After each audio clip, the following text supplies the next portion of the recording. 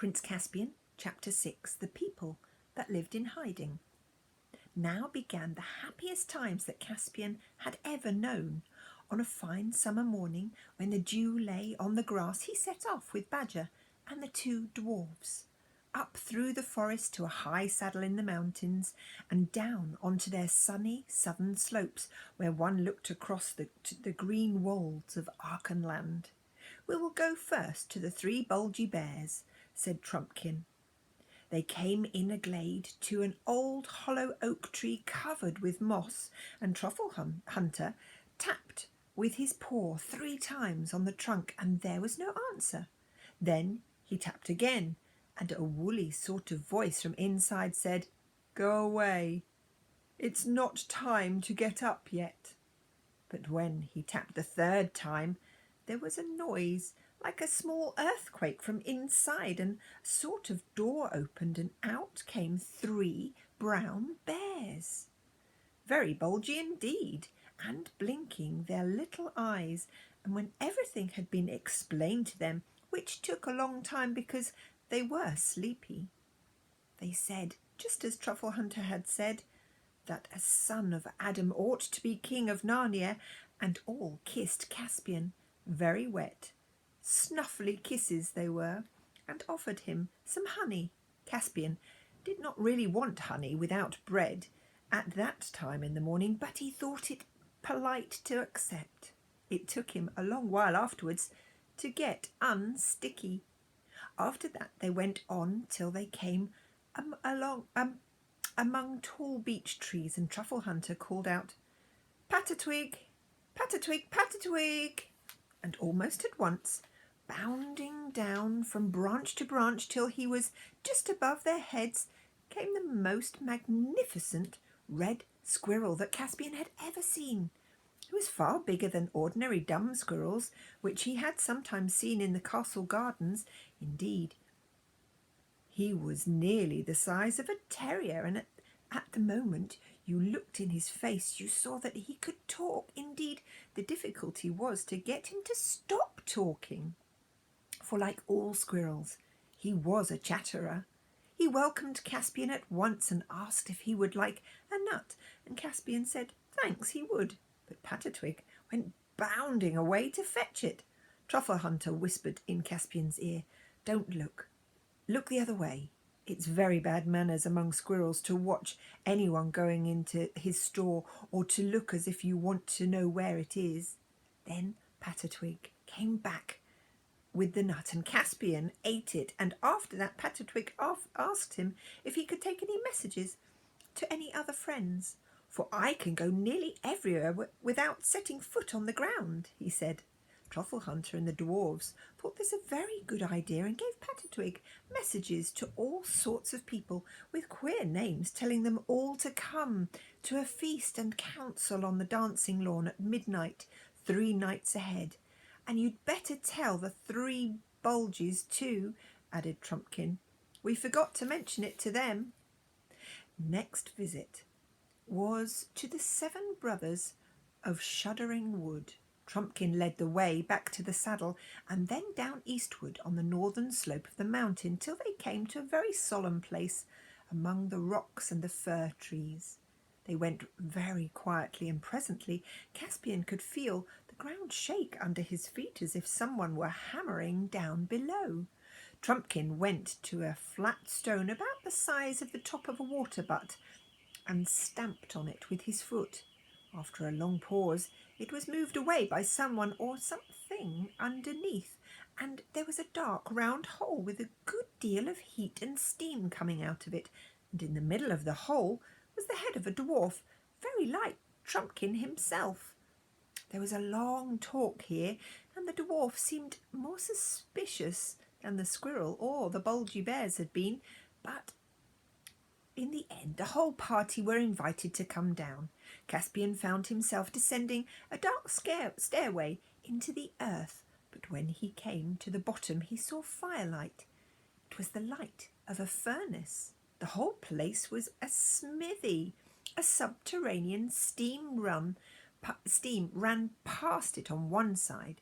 Two dwarves were at the bellows. Another was holding a piece of red-hot metal on the anvil with a pair of tongs, and the fourth was hammering it, and two, wiping their horny little hands on a greasy cloth, were coming forward to meet the visitors. It took some time to satisfy them that Caspian was a friend and not an enemy, but when they did, they all cried, "Long live the king!" And their gifts were noble. Mail shirts and helmets and swords for Caspian, and Trumpkin and Knickerbrick. The badger could have had the same if he liked, but he said that he was a beast. He was, and if his claws and teeth could not keep his skin whole, it wasn't worth keeping. The workmanship of the arms was far finer than any Caspian had ever seen, and he gladly accepted the dwarf-made sword instead of his own, which looked in comparison as feeble as a toy and as clumsy as a stick.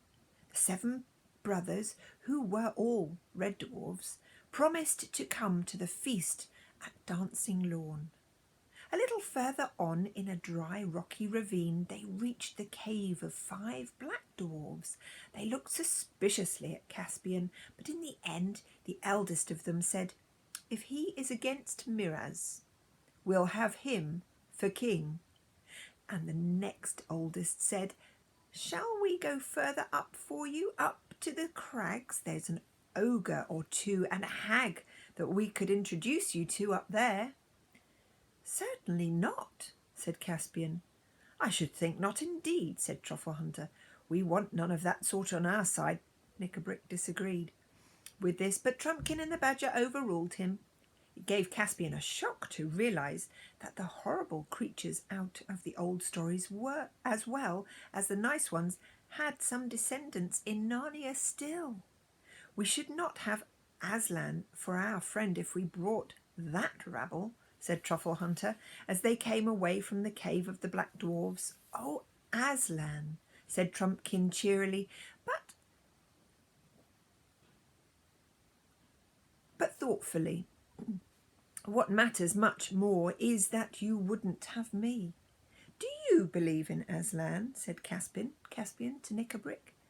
"I'll believe in anything or anyone," said Knickerbrick, "that'll batter these cursed Telmarine barbarians to pieces or drive them out of Narnia.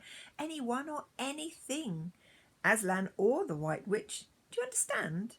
"Silence, silence," said Truffle Hunter.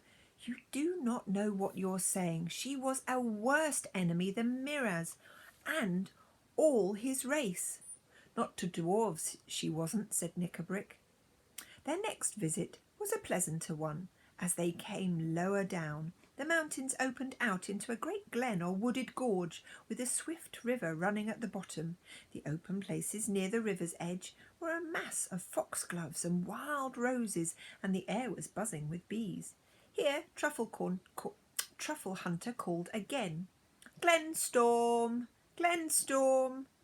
And after a pause, Caspian heard the sound of hooves.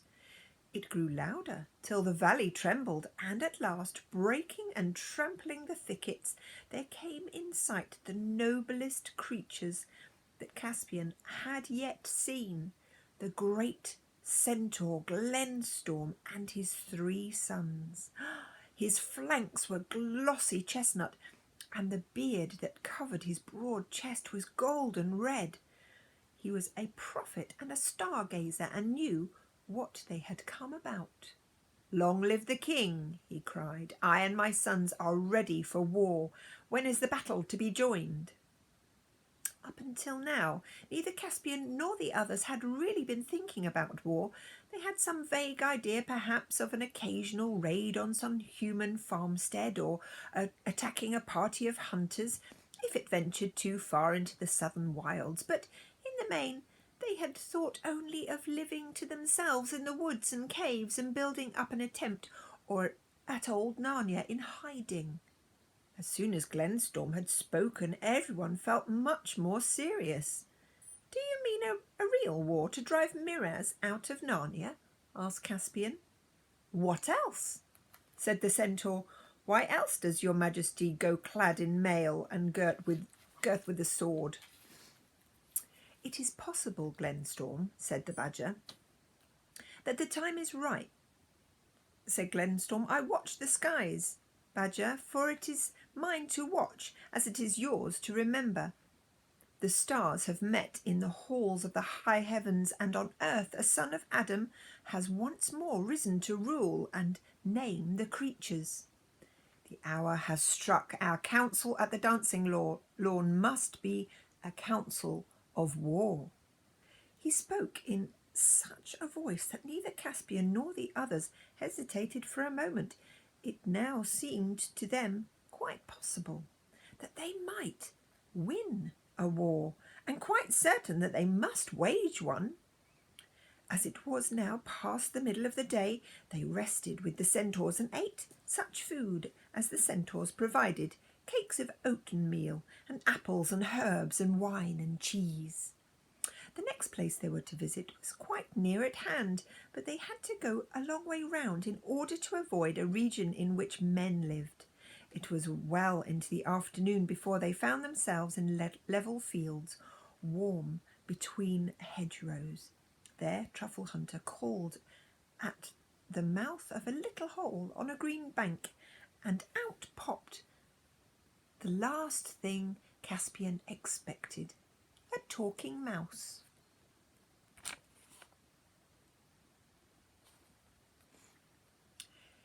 He was, of course, bigger than a common mouse, well over a foot high when he stood on his hind legs, and with his ears nearly as long, though broader.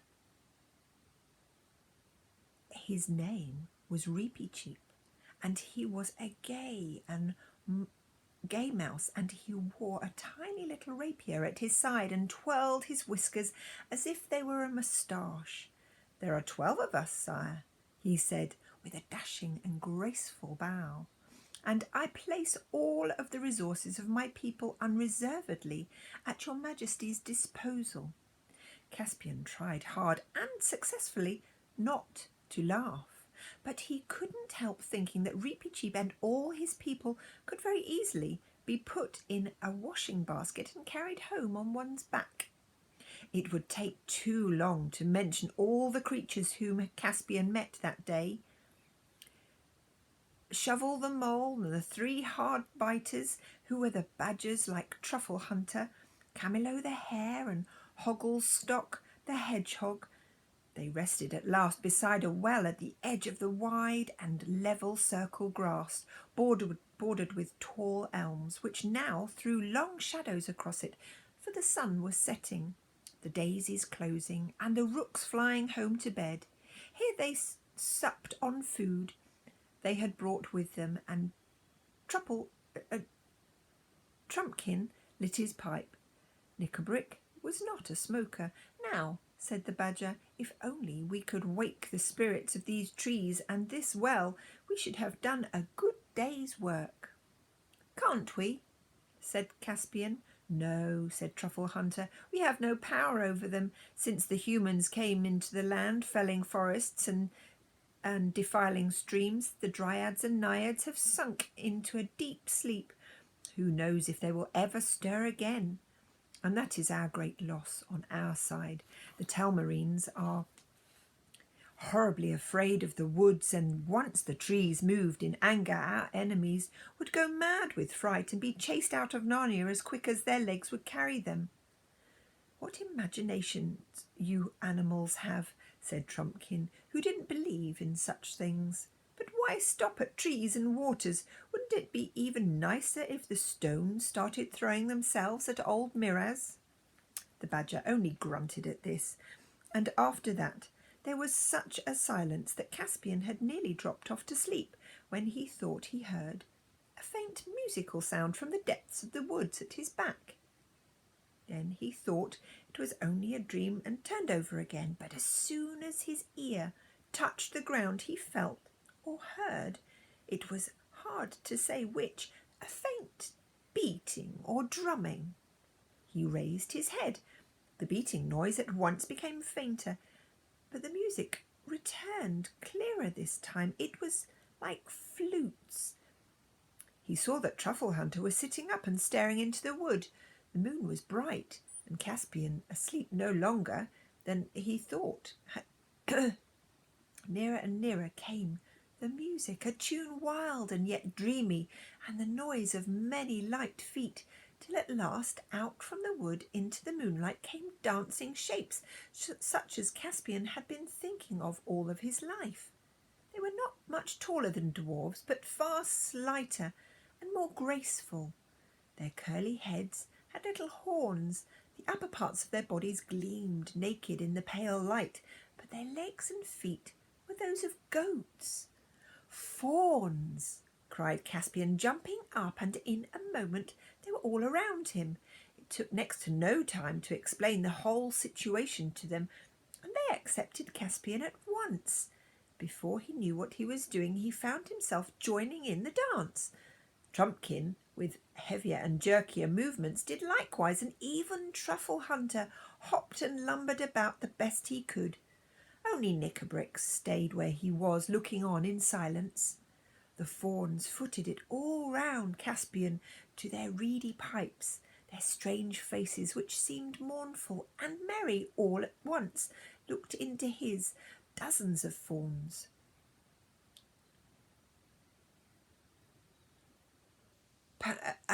were there, and Patawig had sent them all.